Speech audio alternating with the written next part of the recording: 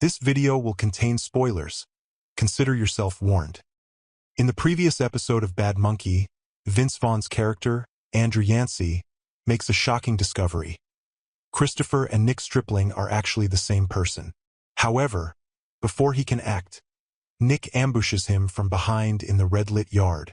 Episode 5, titled That Damn Arm Is Back, picks up right where the last one left off, with the same eerie lighting as Nick drags Yancy's unconscious body down a pier and dumps him into the water, leaving behind crushed beer cans and a fishing rod to stage it as a tragic fishing accident. Believing he's finished the job, Nick walks away, unaware that Yancey is not so easily taken down. Yancey eventually wakes up in a nearby bright yellow house, where he interrupts a real estate agent showing the property to a potential buyer with a bloody, drunken display that scares them off. Proud of his disruptive behavior, Yancey returns home and finds Nick's phone, which had been left behind in the chaos. At this point in Bad Monkey, the focus of the investigation shifts from identifying the murderer of the severed arm's owner to tracking down the owner of the severed arm himself. Yancey and Rosa. Yancey's post-concussion life takes a wild turn when he's checked out by Rosa in the morgue, reminiscing about their steamy encounter right on the examination table. Their hot moment gets a cold splash of reality when Officer Mendez, who's still salty about Yancey exposing his corruption, crashes the party.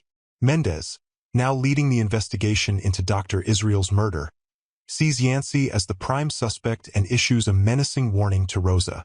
To make a clean getaway, Rosa and Yancey cook up a plan to sneak out of the police-packed building by stuffing Yancey into a body bag. But Yancey's not done yet. He headbutts Mendez in the elevator and makes a swift exit.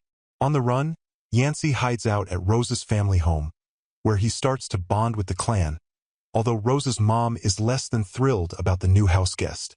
Her concerns hit a new high when Rosa's sister, Mel, drops the bomb that she also had a fling with Yancey. Sibling rivalry heats up as Rosa dishes out one of Mel's secrets in revenge and smugly struts away.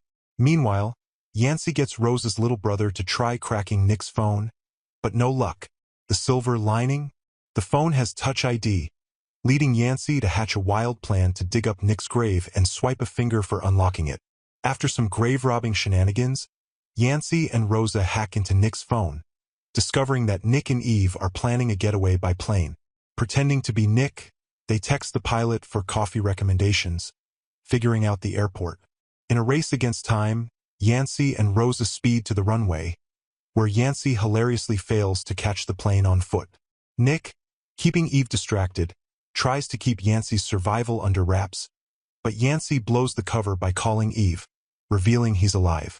The episode ends with Eve giving Nick a chilling glare, leaving the tension sky-high. Before hiding out on Andros Island, they stop by to see Nick's daughter, Caitlin. Eve, sharp and manipulative, quickly senses that Caitlin has told her husband about Nick's survival. Eve harshly scolds Caitlin, flaunting her wealth and threatening her for not sticking to the grieving daughter act.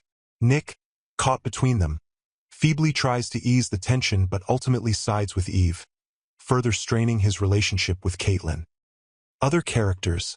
We discover the Dragon Queen's true identity as Gracie, a woman yearning for freedom despite her powerful reputation. Gracie's conversation with Yaya reveals her desperation to escape the island, leading to an unexpected connection with Egg, who is hunting down Neville for revenge. A potential romance between Gracie and Egg is hinted at, adding a surprising twist. Meanwhile, Neville strikes a dangerous discovery with a stolen USB that could expose Christopher's criminal activities. Desperate, he reaches out to an old flame, Tanny, only to be betrayed as she hands the USB to Egg, forcing Neville into a thrilling escape by sea. The episode also offers a brief but intense glimpse into Bonnie's life as she goes on the run after her husband cuts off her credit cards. Seeking refuge at Yancey's place, she becomes jealous and enraged, leading her to break in, only to be confronted by a shocking figure from her past. Cody, the underage student she once had an affair with, who now appears with a mischievous grin. The episode masterfully weaves these storylines together, leaving viewers on the edge of their seats. So there you have it all. What do you think about this episode of Bad Monkey? Do share your thoughts in the comments. Like and subscribe for more. I will see you next.